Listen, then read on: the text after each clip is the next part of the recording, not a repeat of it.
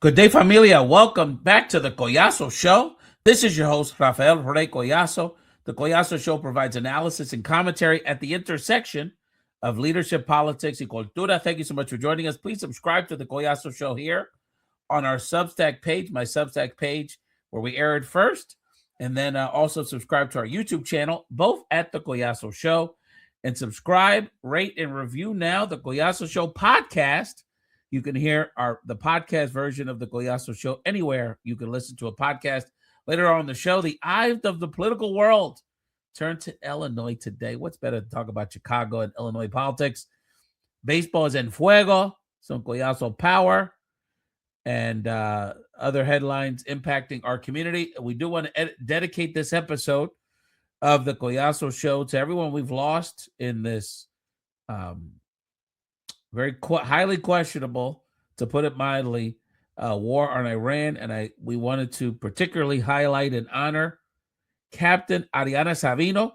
Savino was the chief of operations for her squadron, Alabama, a proud member of our military, captain, highly ranked in our Air Force.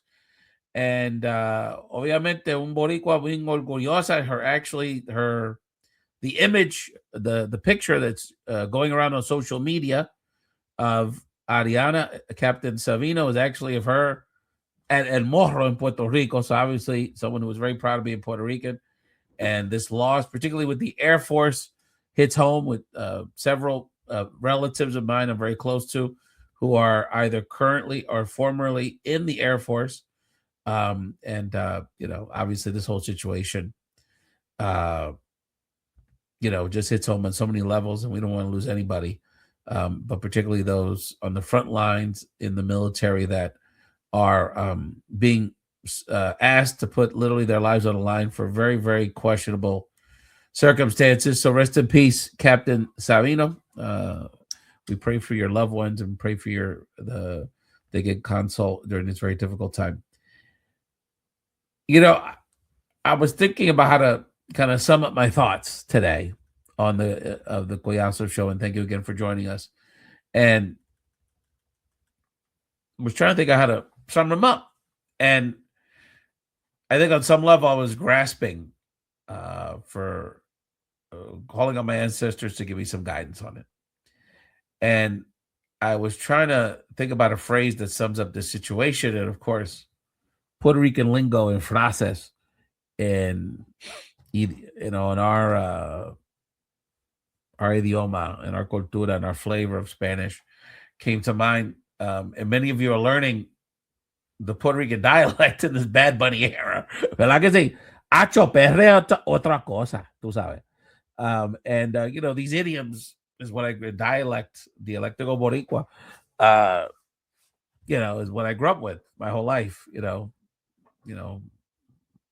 mucho frase y mucho palabra que son bien boricua. When I was little, we used to say chacho. I didn't hear acho that much. We keep cutting it. I was actually connected with un amigo cubano, talking about how I sent him all these Cuban, social media things about language and their phrases. And he said, when I was little, we didn't say that, so culture's evolving. But anyway, so the one that came to mind, thinking about how we sum up this moment in our politics, is in español, is no se puede tapar el cielo con la mano, which in English is you can't cover the sky with your hand. And I think, thinking about the phrase, which, my grandmother probably said, Doña Lida probably said to me a million times, no se puede tapar el cielo con la mano. You can't BS us here. They can't hide what we can see. And what we can see is a lot of problems, a lot of crises, a myriad of things, much of which is self-created, or at least being exacerbated by this administration, that we need leadership now to address. I don't have to say about the Iran war. We're literally in a war. And I was thinking about, we're really in a world war, because this is like, we're bombing Iran, Israel's bombing Lebanon, Iran's bombing other Gulf countries. I saw on the list when I was going through the names of Captain Savino and the other military members we lost in this war already, that people from like 8 different countries have died because there's so much guerra going on in the Middle East.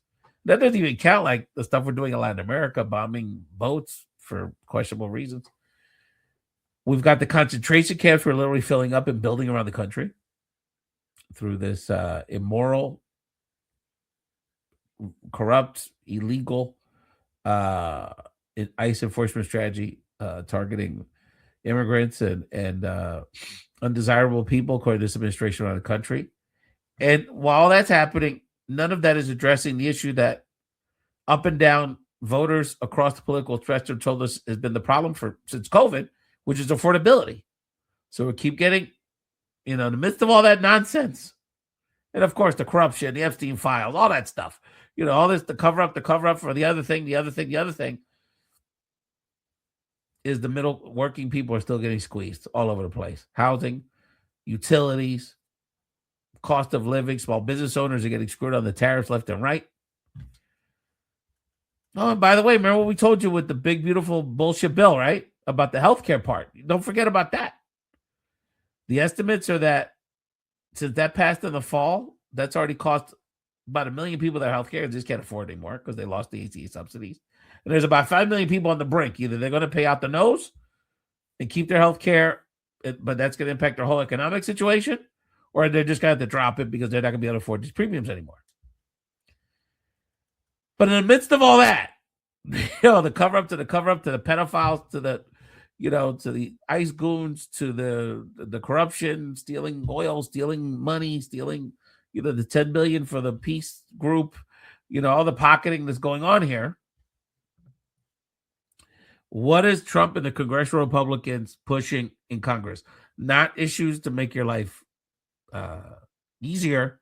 Actually, just make it harder for you to vote, to address these issues so you have a voice in the process. So what Trump and the congressional Republicans are pushing is to get the Save America Act passed. This act, and there's a lot to it, they're just trying to say it's a voter ID bill. And it is, to say that is like to say, if I just ate less white rice, I'd be an Adonis. It's a little more complicated than that. It would make it harder to register or update your registration information by requiring proof of citizenship, providing a passport or birth certificate in person. So forget utilizing all the modern technology we have with encryption and doing things online, voter registration online, voting online, what have you. No. Let's make it harder for you to vote. Even your real ID wouldn't work, your driver's license, and they're harassing us about getting one of those so we can get on an airplane. Military IDs wouldn't work. Tribal IDs wouldn't work.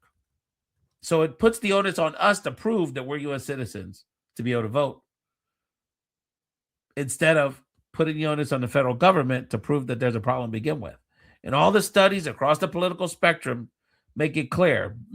Hundreds of millions of votes, billions of votes over the last several federal election cycles. And they identify 5, 10, literally 5, 10, maybe, literally handfuls of people that were trying to vote purposely in a fraudulent manner. And by the way, they're across the political spectrum too. There's not even like a problem on one side or the other, but literally a minimum. So an incredibly bad solution to a non-existent problem. And why is that? Because they want to make it harder for women to vote because of the complication with women's names changing, how this would impact. So they want to make women more subservient to men.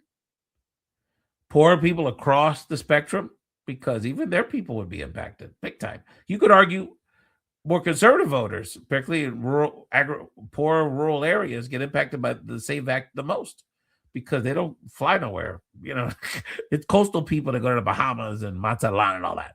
You know what I mean? People, unfortunately, poor rural people, red states don't tend to not to have passports. And poor people tend not to have passports. So this is a solution looking for a problem. No se puede tapar el cielo con la mano. How you going to tell me that in the middle of everything going on, this is the biggest problem they have? And not only are they going to try to get it passed, which they don't have the votes, you need 60 votes in the Senate. Senate Majority Leader John Thune, who, all by the way, is kind of arguably the only one of the few people standing between us and the end of our democracy as we know it if this bill passes, because it also requires the federal government to acquire voter data information from the states, which they'll use to disqualify all kind of people at their whim from voting. Senator John Thune is one of the few people holding on by a thread our democracy by refusing to bust the filibuster for this. So they don't have the votes at this point for a 60 vote threshold. But they're going to fight for it like it's the most important thing in the world. Senator Mike Lee, Republican of Utah, who has been drinking the Trump Kool-Aid, a leading proponent of the bill, wants to see Republicans go all out. He's envisioning a floor fight, a 2-month battle on the floor of the Senate, similar to the fight that led to the Senate's passage of the 1964 Civil Rights Act. So he's saying this is so important that we have to fight essentially the same way Martin Luther King and the Black Civil Rights Movement and allied partners led the fight, and ultimately President Johnson signed into law the 1964 Civil Rights Act so that we could have equal access to voting and equal access to home mortgages, equal access to education, equal access to moving up the socioeconomic ladder legally. They're saying this is just as important, and in reality is so they can repeal all that. So we don't have to just go back to the 60s. We can go back to the 20s because they're trying to not only deny the right of black people and people of color, but they're actually trying to deny of many, the majority of women who get married, who change their name with this bill. They're trying to turn back the clock 100 years. But let's not talk about the Epstein files, or let's not talk about the fact that your electric bill is doubled in the last year. And they got all kind of bullshit in this bill, fam. They want to squeeze. Now they want to make the bill worse. Gender affirming care. Remember that was real important. Transgender women in sports. Yeah, because LeBron plays in the WNBA or something. And they want to restrict mail-in voting, which, again, trying to make it harder for us to vote because they don't really what's happening. They know what's happening. There's an unjustified war that's very unpopular. Even before the Iran war, this president was extremely unpopular. We're seeing little kids and peaceful families being imprisoned in these concentration camps. That has not gone away, fam. We're going to keep talking about it until it's resolved. Because frankly, everything else sort of is secondary to me. If we're torturing human beings and little kids and women, young women, God forbid what's happening with, there's pregnant women in there that are, having difficult issues. I mean,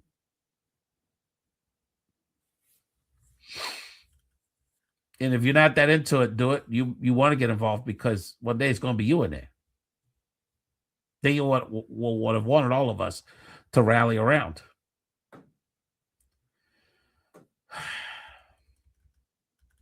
President's super unpopular. Look at all the election results, fam. If we have a legal election in November, there's going to be even if Democrats do a mediocre job, the Republicans are going to lose the House by dozens of seats, and I think they lose the Senate because this nothing is going in their direction because they keep screwing up. We don't even talk about the tariffs enough. I mean, that's killing small business owners, killing farmers. People in Iowa are fired up. That's going to be a competitive Senate race. Montana might get competitive here where we're going.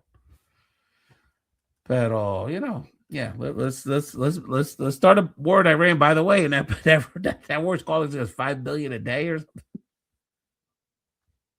What could we use that money? That's the medical money. That's the ACA subsidy money in a couple weeks. We could solve homelessness with like 20, 30 billion. No se puede tapar el cielo con la mano en mano, familia. Let's keep advocating that they kill the SAVE Act, maintain some integrity in this democracy, and let's not let them fool us, distract us from really what's happening here. And what's really happening here, and I said it from the very beginning, fam, and I used to get in these petty little Facebook fights with, acquaintances, and I know I have to be the bigger person, but, I was right.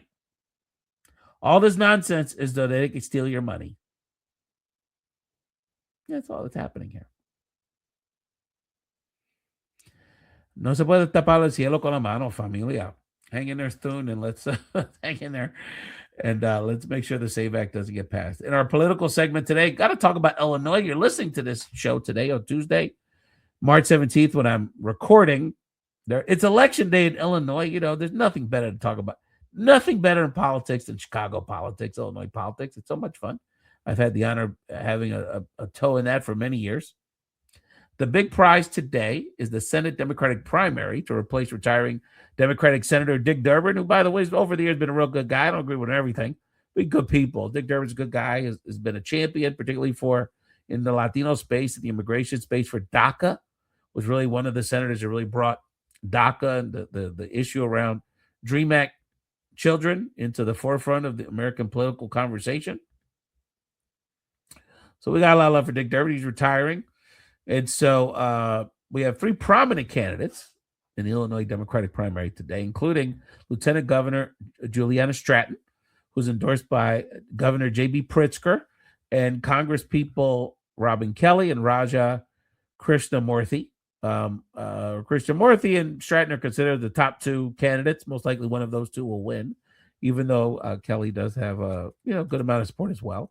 There's a couple things to look out for here when it comes to the results as you're watching the results this evening from Illinois. This is really first of all, it's a test of Governor Pritzker's influence. He is his lieutenant governor's in the mix. Stratton, he's endorsed Lieutenant Governor Stratton. He's put a lot of money into her race, supporting her. He's put his money in his mouth, certainly.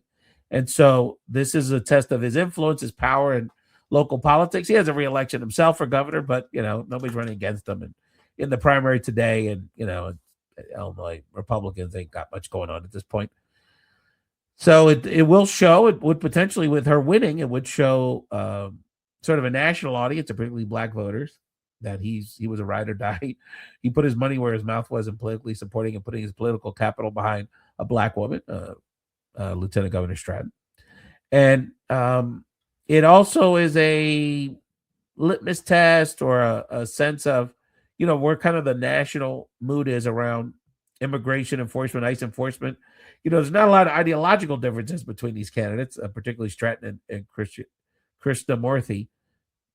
But Lieutenant Governor Stratton's been a real ride or die when it comes to the ICE, F-ICE rhetoric, and her she's had some real spicy language, and has used the term abolish ICE explicitly, whereas Krishnamurthy, trying to find some space in the political dialogue, has said abolish Trump's ICE. So he's been trying to thread that needle. But it's been interesting how the ICE anti-ICE sentiment has kind of dominated the rhetoric in a Democratic primary in a major state like Illinois. Of course, Chicago was put on the front lines, one of the first cities right after LA that got besieged by ICE, and so that hits close to home. It's it's very much a Chicago street fight, political street fight. Almost 2/3 of the voters in the Democratic primary in Illinois are in Cook County, in the Chicagoland area, and it also feels like this is almost like a Texas rewind, because the question really seems like it's going to come down to, will Stratton's support in the black community in Chicago not be diluted enough by Representative Kelly, who's also a black woman in the race, to overcome what is perceived as Krishnamurthy support in the Latino community in Illinois? And Latinos are big players in Illinois politics. The Latino vote, there's about 2.5 million Latinos in the state. We're 1 out of every 5 Illinoisans, not just Chicagoans, the entire state. We're 20% of the state. And if people know about the demographics of Chicago, you kind of have those traditional, back in the days, it was Puerto Ricans on the north side, Mexicans on the south side. And what's now happened is that the Mexican communities actually become very dominant. It's the 80-90% of the Latino community. Back when I was a little kid, it was more 50-50. Now it's like almost 90% of the 80-90% of the Latino community in Chicago and Illinois. And what's happened is that the growth of the Mexican Latino community is in the Chicago suburbs. And so that's the growth area that led to Illinois creating a second Latino majority congressional seat, which now currently Congresswoman Delia Ramirez, a real one, has. Back in the days, we just had one Latino congressman, Congress Gutierrez. Now we have two, Chuy Garcia in the south side of Chicago, the traditional Latino area, historical area, and in the north side / suburbs, Delia Ramirez, who represents the Puerto Rican area now. And so, and there's, so we're going to see um, how much animo the Latino vote has for this election in general and kind of what side they pick. It's interesting perspective. Congressman Krishnamurthy has got weighed in on Puerto Rican issues recently. He has introduced, along with Congressman Darren Soto, our Boricua congressperson down in Orlando, good friend, they have co-introduced, quote, in Congress, the, quote, Puerto Rican People's Restoration Act of 2026 to abolish the Financial Oversight Management Board, aka La Junta, the Promesa Board, which has been a thorn in Puerto Rican side, sort of a overlord of the Puerto Rican government over the last decade, which was passed into law during the fiscal crisis over a decade ago, and has just been a real problem because it was supposed to be a cost-saving measure to deal with and manage debt management, and they've blown all kind of money themselves, according to our activist buddy. She seems to always get shout-outs on the Collazo show. Erica Gonzalez, a power from Puerto Rico, at the press conference where Congressman Krishnamurthy stood with many of our Puerto Rican friends, including power from Puerto Rico. She said that the Promesa Board has spent themselves just on consultants over the last 10 years, $2 billion. So doesn't sound like much of a money-saving enterprise. So Illinois is a great bellwether for voter attitudes in our country. It's going to be really, there's other congressional races which have been proxy wars for ideological fights within the Democratic Party. There's a lot of dark money being thrown into a lot of those congressional races, crypto money in the game, APAC's in the game. Everyone's kind of picking sides and wanting to keep the Democratic majority as moderate as possible if they were to win in November. So a lot of interesting things. And the Illinois demographics of the state really mimic the country. So if you really want to get a true sense of what's happening with voter attitudes in this country, in an increasingly diverse country, you want to look to the results of Illinois. And if you're in Chicago and you're in the Peoria, Illinois, we got a lot of friends in East St. Louis area across the river from St. Louis, Missouri. So there's a population down there as well. So come out to vote. Make sure you vote in Illinois. In the Cultura segment, I've just been having a blast with the World Baseball Classic. It's been so much fun. I can't even, and what's so amazing about it, it's like being a Bad Bunny fan. Because Bad Bunny early adopters, I wasn't the first. I didn't listen to him on SoundCloud, but I've been listening to him since the trap era. So I've been down with Bad Bunny like 8-9 years. And what's so fun about it is that now at the very end, everyone's come to the party, and there's something a little annoying about it. Now that everyone loves Bad Bunny, but also it's sort of satisfying to know that your instinct was correct, that the Bad Bunny thing was popping. And I feel the same way about the World Baseball Classic. But this is the 6th edition of it. It's almost like sports fans just realized it existed. It's like, wow, this is really cool. Wow, Latino and Asian fans are really passionate. Wow, this is really the marketing, the energy, the attendance, the social media, the spirit of competition is just on an all-time high. People are saying, wow, if baseball was always like this, I'd be a fan. I'd be a much bigger fan. So it's really exciting. Much respect to really all the countries that have participated. I've enjoyed all of it. Our Asian fam, Japan lost in the quarterfinals, and Korea, but regardless, they bring so much flavor to the game, their own specific flavor and enthusiasm for the sport. My team, Puerto Rico, we really were great hosts down in Puerto Rico during one of the opening rounds of pool play, and despite being undermanned by injuries and some questionable insurance blocks, where we lost many of our top players, we gave it a good run. The Dominican Republic, an incredible roster, one of the greatest baseball teams, I think, on the field we've ever seen, and lost a tough one to the United States. And, I would say from a baseball perspective, I know many of my Dominican homies and homegirls are very upset about a couple of those balls and strike calls. Bottom line, he scored 1 run in 9 innings. And what's great about, I just want to say about that game, to deep dive on the Dominican USA Dominican Republic game, is that what was so great about it was, if you understand baseball, the Dominican Republic, the United States to some degree too, because they have an all-star superstar lineup too. But that the premise of the Dominican team was that they were just going to overwhelm you with their power, and that was going to be, you weren't going to be able to stop them because they had the power of the offense with the home runs, power of the pitching with their arms, just power. And when it came down to it, they lost that game because of 3 base running decisions. Fernando Tatis ran when he shouldn't have, He got caught out in the third out of third. Didn't run from first to third on a single because he was a little nervous a few innings later. And should have been on third with less than 2 outs. And then the seventh inning, when they had a very good hitter, and we'll talk about Austin Wells another day, but catchers are slow guys. They're big, sloppy guys. Was at second base. He wasn't able to score because he's too slow. And if Albert Pujols had put a pinch runner in there at second, he would have easily scored. So they would have at least tied the game. So with all the talk about power and overwhelming people with talent, it's those decision-making moments and the fundamentals of the sport, the little things that made all the difference. So it truly was a great baseball moment. We're going to have USA, Venezuela tonight. We give, and I'm really glad Venezuela is getting this opportunity in the spotlight, obviously, besides all the political stuff. They have a tremendous group of players. They have an incredible baseball sporting culture. And their stars deserve this moment in the spotlight in Miami.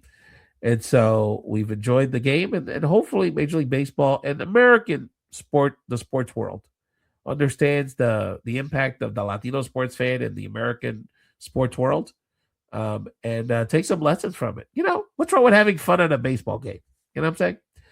Want to shout out a little Collazo power here. First of all, my man, the boxing was low-key fantastic this weekend. I got to give a shout out to my man, Oscar El Pupilo Collazo. My man is representing for Collazo power. He's a multi-belt champion, just won another defense of his title. He's in the weight that's so small, 106 pounders, that they don't even have a name for it. It's the minimum weight. It's like the little guys. You can't be any smaller. They don't let people smaller than this guy fight. He's so small. But pound for pound, he's one of the greatest boxers in the world. He's got 3 belts. What another defensive is caught. He's from a little town in Puerto Rico, Villalba, Puerto Rico. Little guy from a little town. Representing Collazo power. Scott Collazo. Keep doing your thing, brother. Classy guy. Just love to see a little Collazo smacking people around on the weekends. And I got to give a shout out to my man, boxing expert, Brian Fonseca. Follow the Mandatory Podcast. If you like the boxing talk, him and his co-host, who's a fantastic young woman who does a great job, Chantel, does a great job with her boxing commentary as well. Follow my man, Brian Fonseca. Keeps doing the big things. He gave me a little note the other day, a little tip. Say, Ralph, I know you're into the boxing. Check out another Puerto Rican coming up, Georgia Puerto Rican, Peach Boricua, Naji Chino Lopez, 16-0, 13 KOs, won a big fight over the weekend as well. Won a war. Really got a really good test. Light heavyweight, bigger, which is on the bigger end for Puerto Ricans. He's fighting in the 170s. So also check out our man Naji Lopez. And speaking of Collazo power, I got to go to the man that started it all. The original Ray Collazo has a birthday this week, a true Pisces. Want to give, as I put on social media, I put a picture of my dad from the 80s when he was broadcasting live from like the Philadelphia Puerto Rican Day Parade, probably like 84, 85. I don't know the exact year. And what I commented on Facebook said this picture really sums up my dad in a lot of ways. First of all, he always been a visionary, always ahead of his time.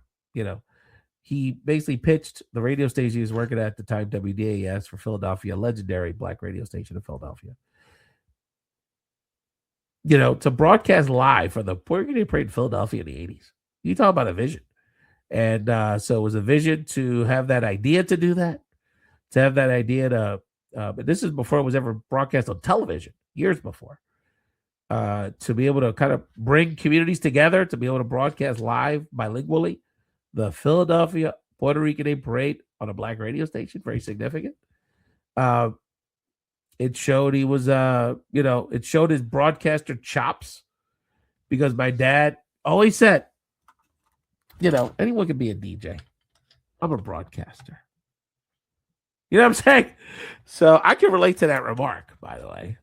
So my dad was able to stretch out his normal play records and talk over commercial breaks thing. He was very good at it. It was just cool. It was fly. It was cool to do it. So that sums up my dad so many ways. A real cool guy.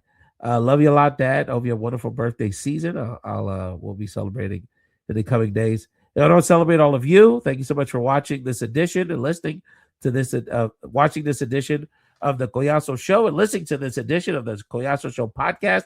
We will have guests. I know the last several episodes have been solos. We will have guests in the coming days. I'm working on booking some guests, but I wanted to make sure that we had as consistently and timely as possible information out to you. Don't let fam, you can't cover the sky with your hand. Don't let people fool you. Don't let people distract you. What's going on?